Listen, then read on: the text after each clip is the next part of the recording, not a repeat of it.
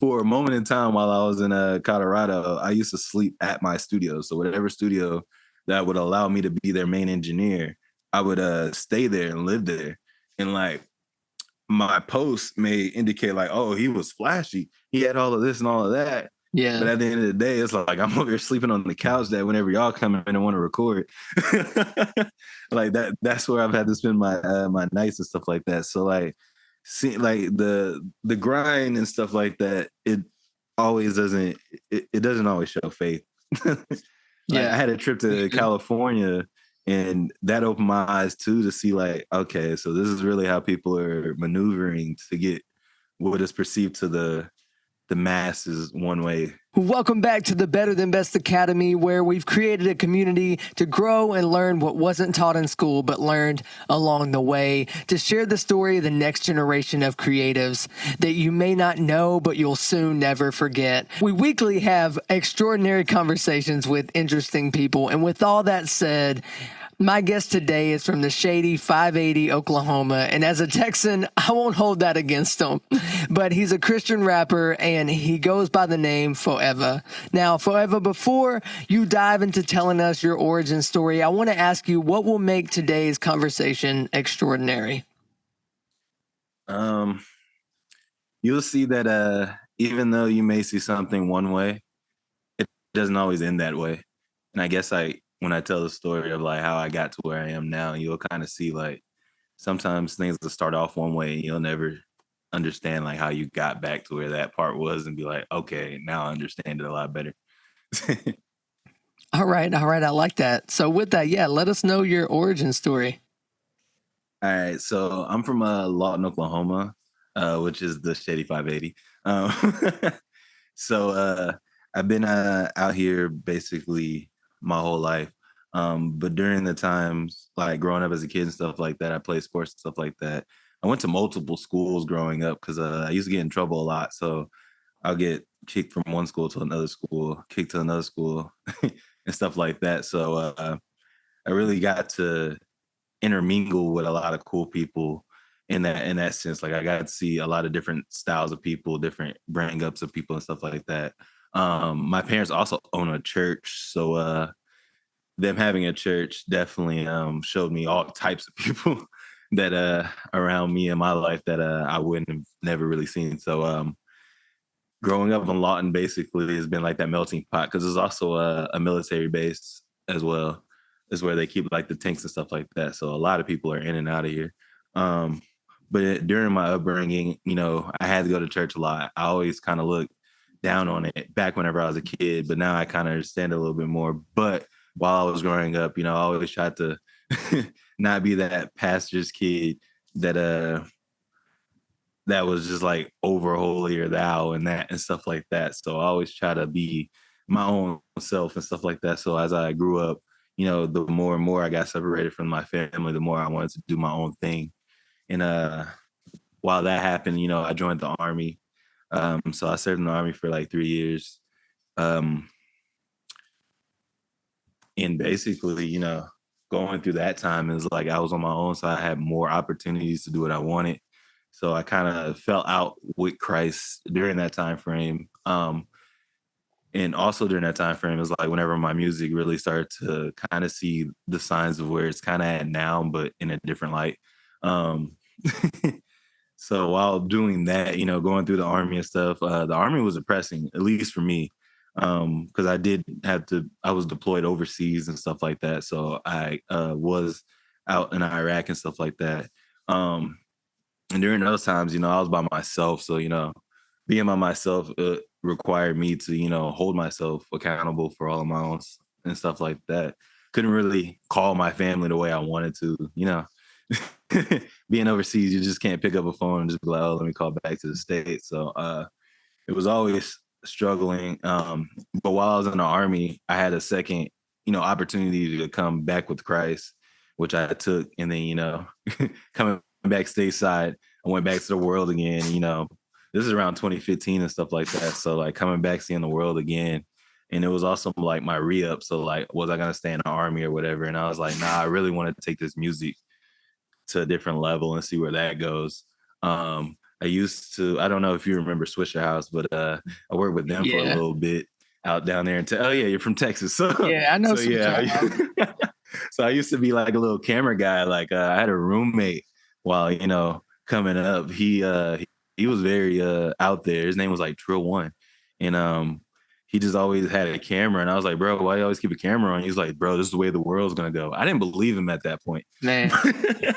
But the more I've seen him Yeah. Wow. going out and shooting videos for people, I was like, I see what he's doing. YouTube's coming up at that time too. So, 2015, 2016, it's like, Yeah. all right, I see where this is kind of going. So he got me into shooting videos, but we also made that connection with Swisher House where we kind of went around.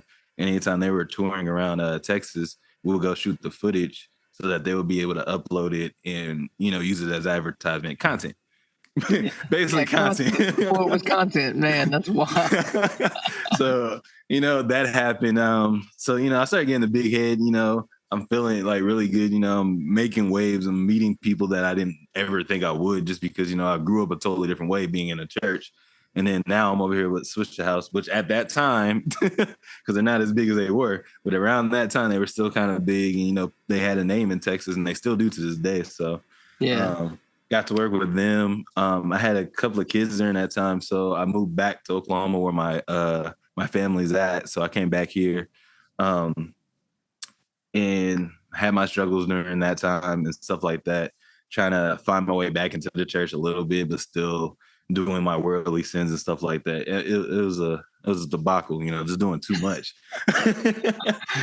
You go to church and church people, they can see in your face if you're lying. Yeah, or they like, know. oh, I know what you were doing, bro. I seen your posts, seen your story. Yeah. But then you come in church and you're like, oh yeah, this and this. So, that kind of got to me. And then I decided like one day, like, cause I had to renew on my lease or whatever. And I was like, I don't really want to do that. And I just, from that moment, I had a friend that was also doing music and I used to make beats for him and stuff like that. And he was like, I'm about to move to Denver.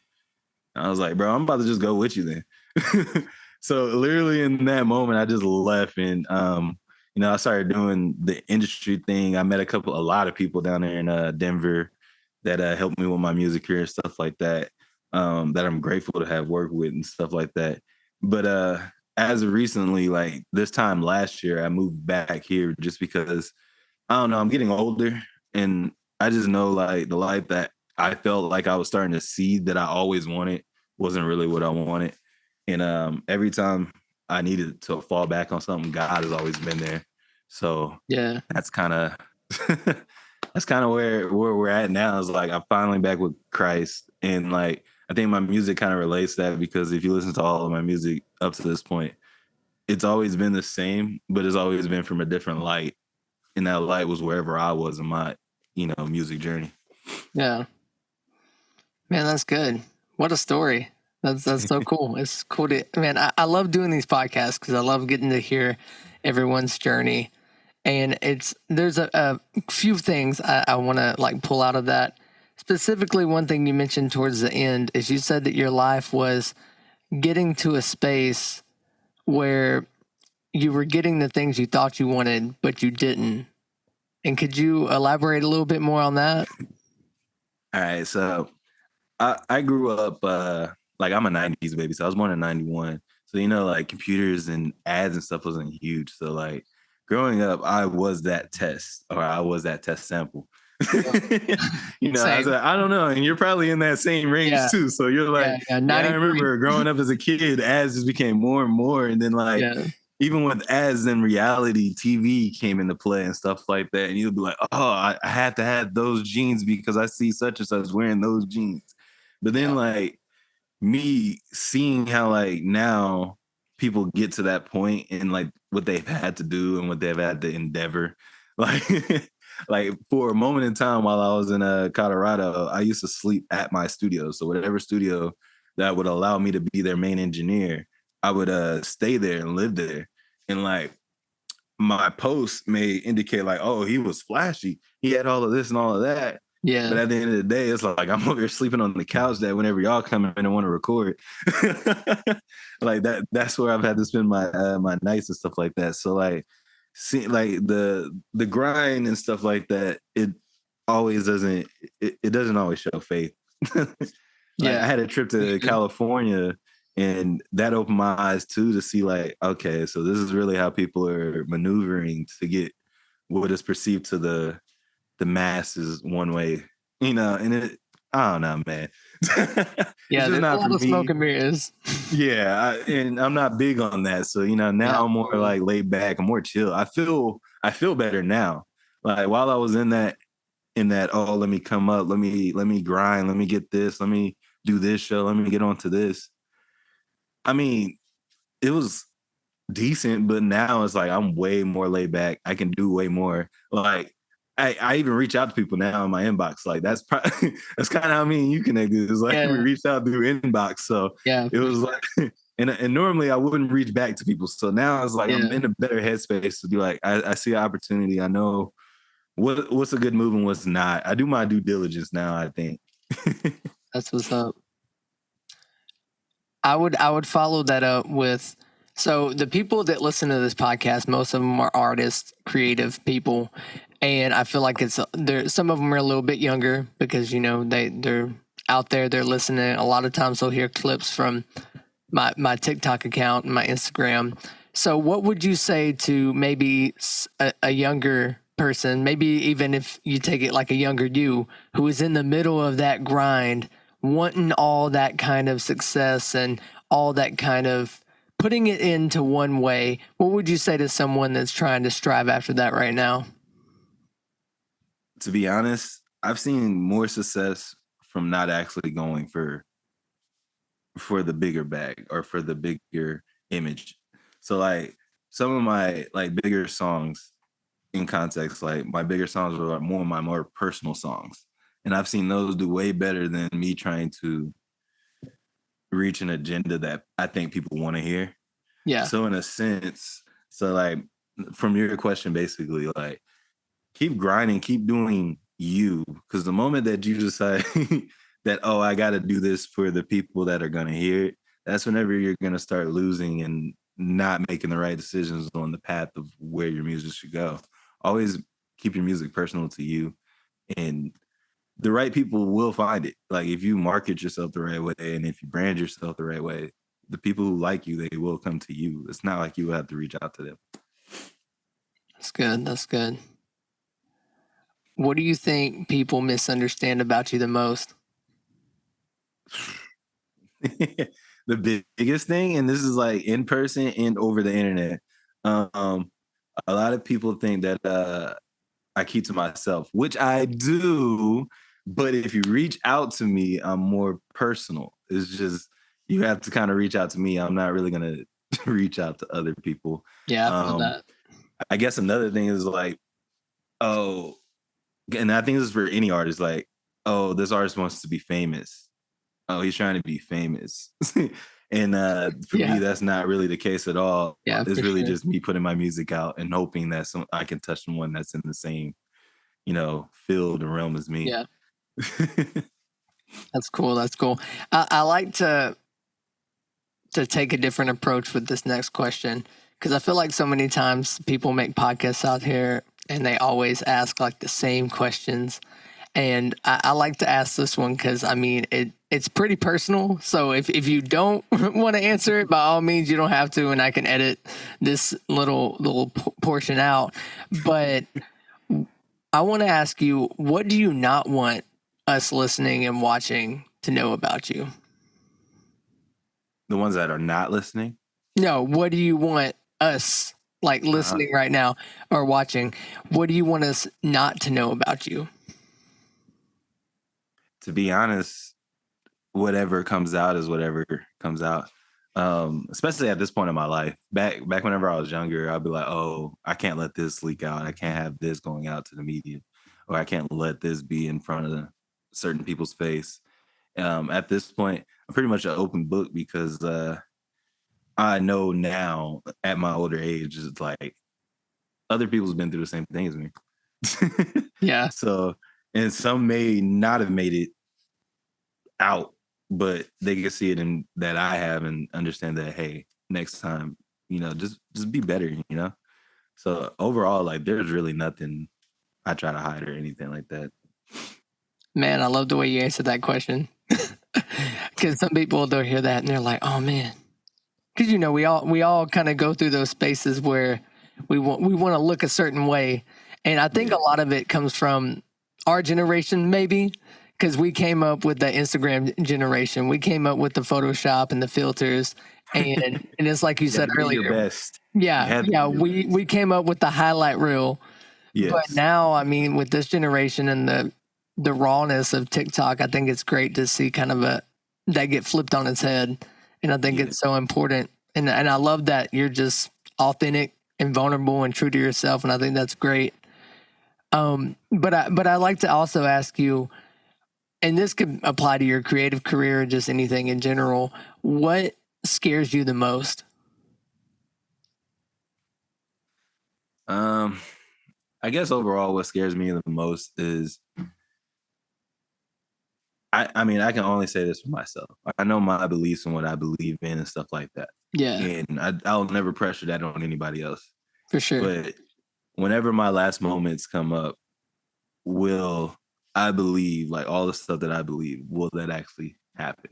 And I hate to say it, like me being a Christian, that means that I hope that everything that I've preached and put on anyone else's lives just because, their friend played me in front of them. And now they're like, hey, he's kind of cool. And now they're like, oh, okay, let me hear what he's saying. And then they hear, oh, okay, he does this. He loves Jesus and stuff like that. And then I don't know, man. It's just like, I don't want my beliefs to be wrong at the end of the day. And I'm pretty sure everyone's like that. They don't want to, they just want everything to kind of be right. That's fair. If that makes sense. Yeah, that's fair. I think that's when we begin to even be in the sweet spot of our faith, is because I feel like if we haven't reached a point where we're almost doubting it, then our faith hasn't grown big enough yet. Because, it's easy to believe God when times are good. And it's a lot harder to believe in God when it looks like, who knows? Like, I think even looking back, like when I read the Bible and I'm looking at the disciples, I mean, they're not reading the Bible like we are. They didn't know Jesus was coming back. Like, I couldn't imagine being in their shoes and he died on the cross and they're in that limbo between death and resurrection. Like, I couldn't have imagined. But yeah, man, that was great. That was great. I appreciate that answer. And I agree. I'd love for you to kind of touch a little bit more on your faith because, this podcast is for both. I use it also. I mean, it's an outreach to an extent because I know some of my audience isn't Christian, but it's like you said, I'm not here to push anything on anybody, but I'm definitely here to share about something that's a big part of my life.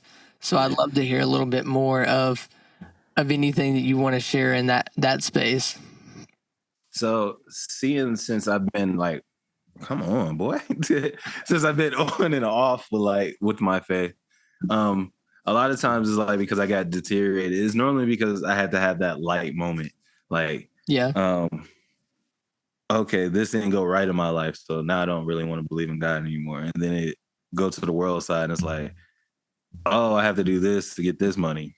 All right, let's not do that. So let me go back to the faith side. So now where I'm at, it's pretty much I'm gonna do me and be 100 with myself. But at the end of the day, I do know that there is a God, because like it's been in every step of my life. There's always been God. Anytime there's been a down, I know there's been a God because I wouldn't be here to this point. So even though I have my few doubts here and there, no matter what, He's always been there. So God is who I trust and believe no matter what, going from this point forward, just because He's never led me astray. So I don't know if that answers your question, but that's where I'm at now. It's like I understand there's a lot of things that people can downplay about Christianity and stuff like that. But at the end of the day, everyone, I mean, I believe everyone should know there is a God, because He has stepped up in multiple ways in your life. If you're still on this earth, especially at my age, if you're still on this earth at my age, He has stepped up multiple times in your life and He has helped you. And you just have to see it and believe it. And that's what it really is. Yeah, I feel that. To take it a little step further, what is the legacy you want to leave in this world? I just want to be one of those voices. I think like when I read in the Bible, God says, tell everyone about him, Yeah. to gain your access and do right by him and stuff like that. I just want to be one of those symbols that can show. I don't want to, like how you go to a funeral and you had that one friend that wasn't, right with Christ and probably wasn't always good in the world and didn't go out on the right terms and stuff like that. And then it's like you have to show face and be like, I hope he's going into heaven, but you kind of know it's not going to go that way. And it's, I want people to know whenever they go to my funeral that I put out everything that I could possibly give to show and believe that I walk with Christ, and hopefully I can make it into the gates. And that's living a legacy is amazing. I hope my kids have money as well. Yeah, man. They have something to fall off on, Sure, for sure. Hey, I get that. I respect that. How can you have a bigger impact on this planet? I feel like, and this is the thing I kind of told the people that I work with now, like my parents and my marketing team and stuff like that. I really just want to reach more people. If I can reach more people and kind of give them that guy that's in between, that's not like a perfect Christian. Yeah. Because that's what a lot of times people get forced upon that perfect Christian because they're forced to go straight to church. Yeah. Like I want to kind of be that guy. Like you can fall in love with me while you're listening to Kendrick Lamar, and then you start loving Lecrae, and 1K Fu, and all those people, and all the other great artists that are in the Christian realm. I want to be like a bridge, and that's kind of like why my music is the way it is I want to be a bridge. I don't want to not show my flaws, because when there are flaws, these days on media, they will come out. So if I'm already ahead of it, I mean, I won't look. I mean, I'm probably gonna look bad, but won't be horrible. Right. Yeah, you're taking the Eminem on 8 Mile approach. Yeah. You're like, y'all are gonna. I'll let you know my flaws. Yeah, no, yes. I'm with that 100%, man. That's great. What does creative freedom look like for you? Creative freedom, which I don't really believe is a thing you can have these days anymore. And that's just the way that the world is kind of going. It's like you really can't have creative. Like you can't be as creative as you want, because nowadays they will quiet you if you. I don't know, man. It's weird. That's like a real tricky topic, because I don't know. Now I want to hear more. I'm all for. I want all the smoke, so I'm here for I'm here for the tricky topics. No, so okay. So like I'm also a mix engineer, so I guess I'm gonna go from that approach, from like mixing. Yeah. Because there's always these people who's gonna tell you your mix has to sound this way.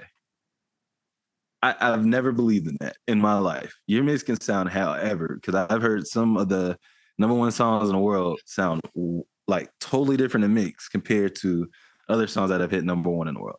So none of that matters. At the end of the day, creative freedom is being able to just be you, open up, and whenever you fall, and people help you back up. I believe that I know there's a verse. I know I'm getting back into this. It's only been a year. I'm sorry, guys. I haven't made it that far. You're good. I know when you fall down that you have to get back up again.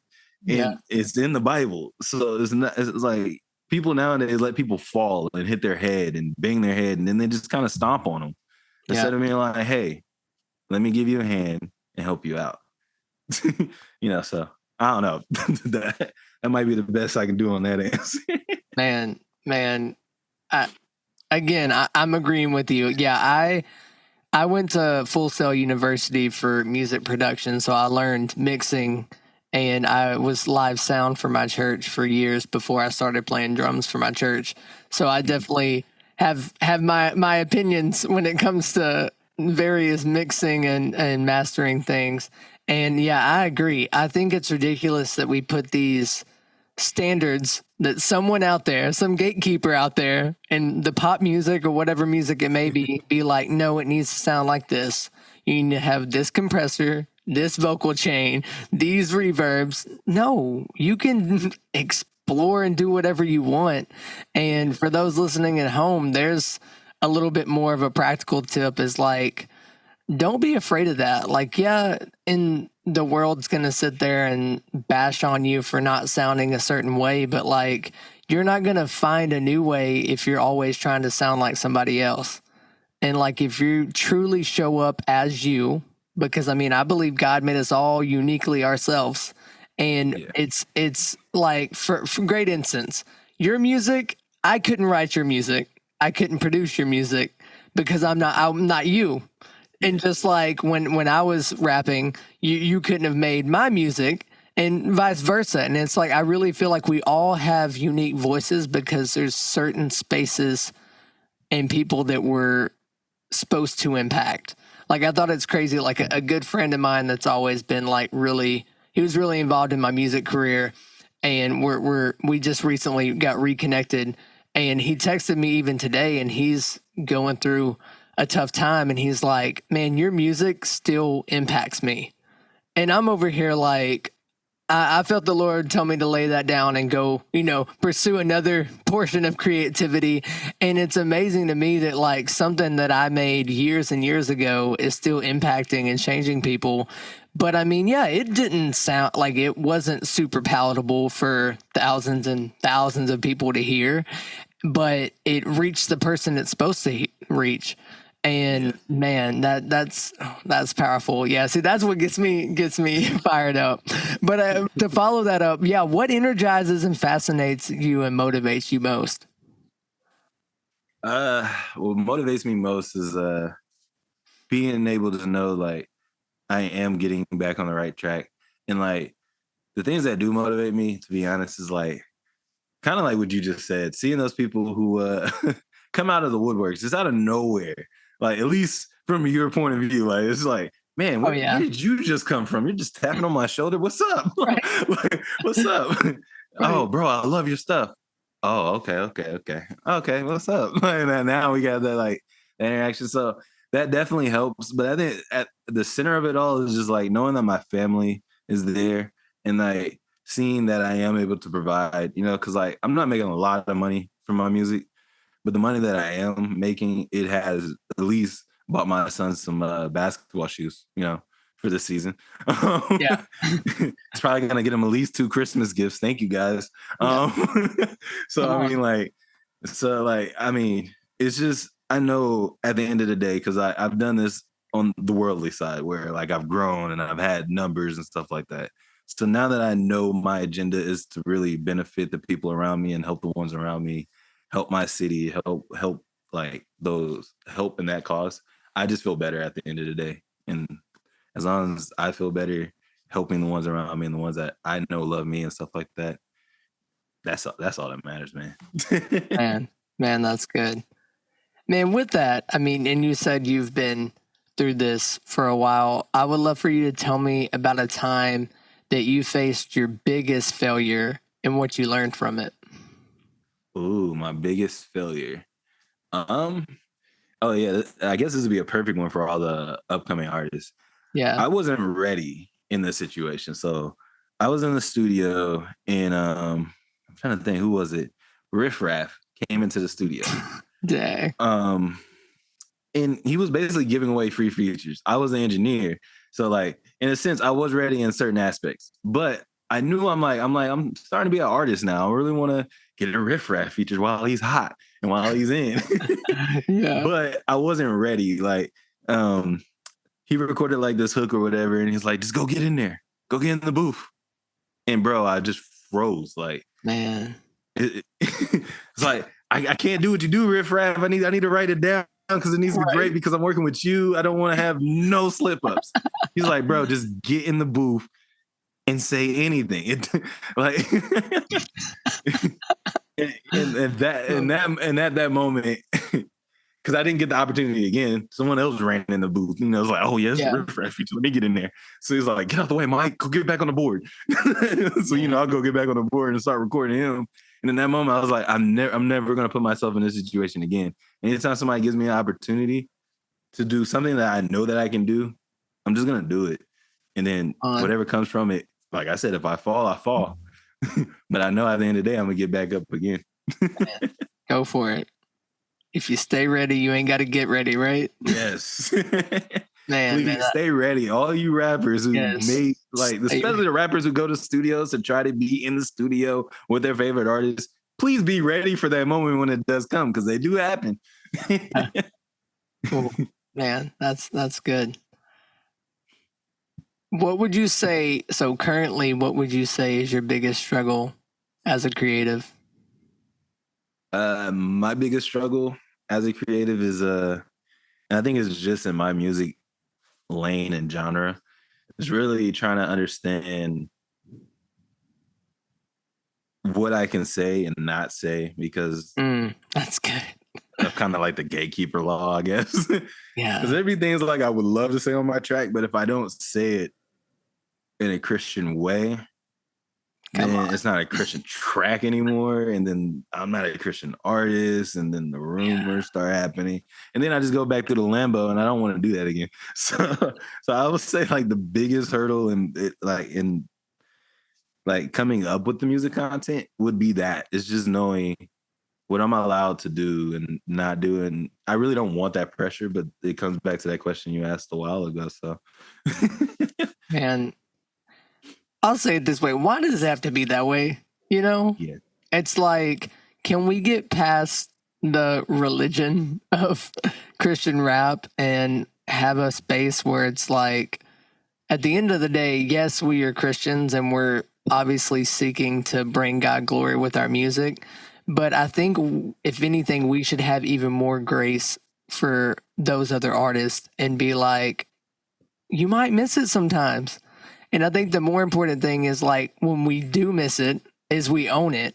But yeah, like I saw somebody post on a story the other day, and they were questioning a big name Christian artist's lyrics. And I just wanted to be like, I don't know though, like, could we give them the benefit of the doubt? Could we wait for a genius behind the lyric answer to what he meant there? Because I hear it this way, but you're hearing it that way. Yeah, it was crazy. But yeah, that's definitely, I can definitely see that as a struggle. And personally, that's one reason I'm kind of glad I'm not rapping anymore, because I would probably end up saying the wrong thing and getting canceled. But you know, and that sucks from what I've heard.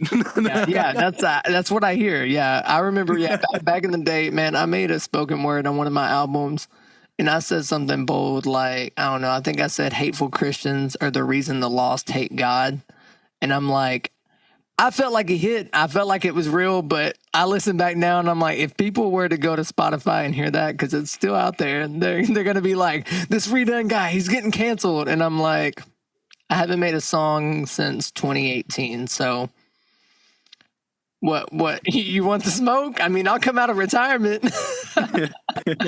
But yeah, and part of me also goes back on the other way, is it's just like, I mean, when we read, the deeper you get into the Bible, the more you realize, like, Jesus was a straight up outlaw to the Pharisees. And it's just like, at some point we have to, just like you said, find that fine line of how we can make it happen and say the things, what is it, you say truth through love. And it's just like, I don't know, a lot of people can't handle that these days. They just want to hear their truth. And I'm like, well, there is the truth, but anyways, I'll leave that where I'll leave that over there. We'll let that go. But man, thin lines, thin lines. Yeah, it's really wild. But to transition, who are the three most influential people in your life, and how have they impacted you? Yeah, I guess it would be my mom and my dad. They're definitely 1 and 2. I would say my mom number 1, because she did have to birth me, and I wasn't a small baby. Bro, me either. You'd be surprised. So yeah, my mom's definitely number 1. She's always been there, and she has I have 4 other brothers, so she's raised 5 kids, and we also lost like 2 kids and I've seen her struggle through that, but I've seen her also get back to where she was and surpass it. And she's an amazing woman. My dad being a pastor and all that, him always, he's always been there for me. Like that, like when I say God's always been there for me, he's like, in a sense, that's who, like, there had to be an image. It would be my dad, just because like he knew whenever I was out there in Denver, Colorado, I mean, he's living his life. He's living his life. But you know what? Let me check in on him. Hey, Mike, how you doing? You doing all right? And then, like, I hate to say it, but I might have been a burden just to those two in general, just because, they're pastors. They have a church. They have people who look up to them, and then their people go see off in his family, like, oh, he's doing this, he's doing that. Oh, one of his kids is doing this, one of his kids is doing that. So I felt like a burden for a while, I'm not gonna lie. But now that I'm back, it's like, hey. And then I guess the third person, I don't know. Whoever that third person who wants to be in that slot, like, I just don't want to let people down at the end of the day. So if you want to sit in that third seat, go ahead. Like, I'm not trying to let anybody down, honestly. So yeah. Sidebar: your dog shaking its ears. It's funny because to me, I'm just so visual. I just picture the people that are gonna listen to the audio, and they're gonna be like, what is going on? So yeah, so for you listening, he's got a dog walking around. It even made a cameo, so you should go watch on YouTube. Shameless plug. Go also watch on YouTube. You'll see his dog. But with that said, where can people find you and your music? You can find my music just by typing in FOEVA, FOEVA. I should be the only artist by that name. I think I did a very good job of making sure I think I was. You can also find me by It's FOEVA. You could type that in on Google or whatever.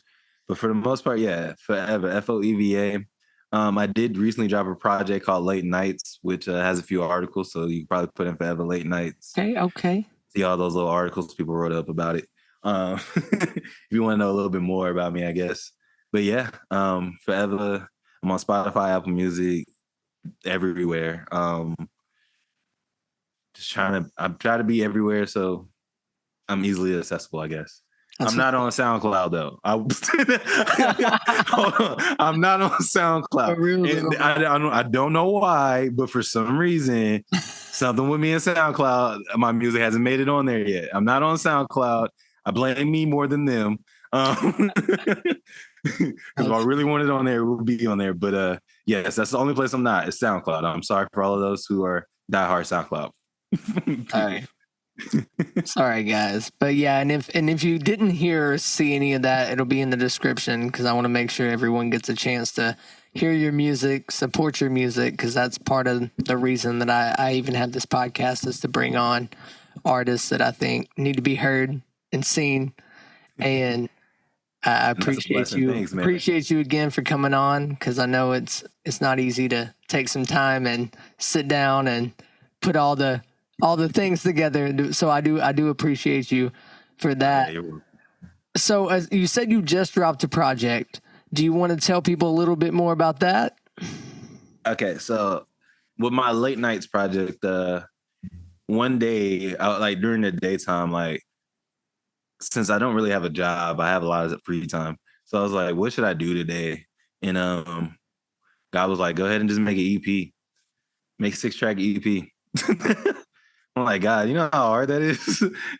Just come up with 6 songs, especially like, I'm very picky with what I release. Yeah. And like, the better I'm getting at mixing and mastering and stuff like that, it's like, I just don't want to rush anything. So God was like, well, that's what you need to break. So with the Late Nights EP, I basically wrote all of those songs and put them all together, recorded, mixed all of them. And then I did add one bonus, which was Without You, that has Zay Hill and Kello on it, who are dope, also amazing, dope Christian artists. Nice. And they, hopped on the tape with me as well. Not in that 24 hours, but the next day, basically, they were able to help out and get on the EP as well. So you wrote and produced and recorded all of 6 them? tracks. 6 tracks in one day. Now I may not have fully produced every Okay. track. But you got Samples. them. Yeah. Yeah, I feel that. For all the producers out there, he Yeah. probably used some samples. Yeah, you use samples, I'm sure. But still, Yeah. man, that's quite the feat. Yeah. Nonetheless, like that's even more impressive. Like now I haven't heard that one yet. I don't think I might have heard some of them.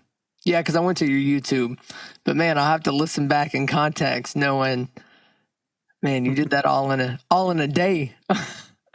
That's wild, man. That's really awesome.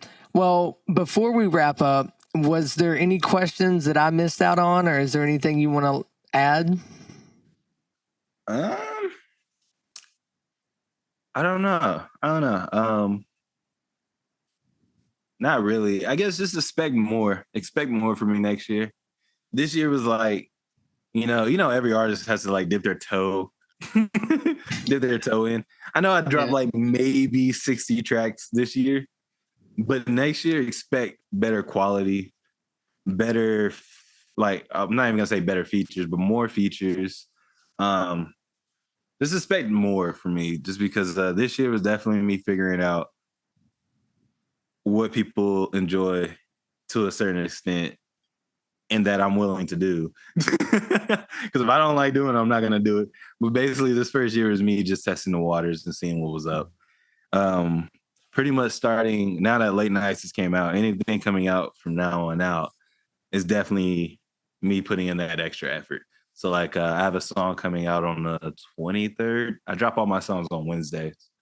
So, whatever, not this Wednesday, but next Wednesday, I have a song called Overdose, and it's teetering the line for all you holier thou people. So if you're one of those, I'm just saying you're probably not gonna like it. But for anybody who likes to go to the gym, work out, love good Christian music, I have a song called Overdose. It's very energetic. You'll definitely be able to see the more playful side of me now that I feel like I know what people want and what I can deliver for people. So expect better. All right. I love that. I was just thinking of another question too when you first started talking. It was, because I like to balance a little bit of spiritual, a little bit of practical, and we had a few practical things, but I wanted to ask you, so since you do have experience, both secular, Christian, as a mixer, as an artist, what is your number one practical pro tip that you would give an artist out there? The easiest practical tip I can give people is knowing how to use your microphone whenever you're recording, and confidence, because anyone that you listen to that you love as an artist, the reason you love them is because of their confidence. It's not because they're going on the mic sounding bashful, shy. Wow. I mean, they may sound shy, vulnerable, and all of that, but they're doing that with confidence to give you a better picture, give you a better, it's just better experience, I guess. So for any artist, it doesn't matter worldly or Christian or whatever, be confident in your sound, be confident in yourself. Like, that's, if you're not confident in yourself, it's going to be very hard for other people to want to even be confident with you. Period. Yeah. Man, that could be applied to all areas of life. I know even I have some people that listen that aren't creative artists. They may be entrepreneurs, but confidence will take you a lot further than many other things will. So yeah, you can never fail if you, well, I'll say you're never going to lose if you show up confident, because you might fail and fall flat on your face, but you're going to fail forward, because obviously it's not failure if it's a lesson. But man, that's so good, man. I thank you so much, FOEVA, for being a part of the podcast. And with that said, I'll wrap up today's episode. You listening at home, I always like to end this way. I love you, friend. I'm praying for you. Now let's go live better than best as we conquer this week.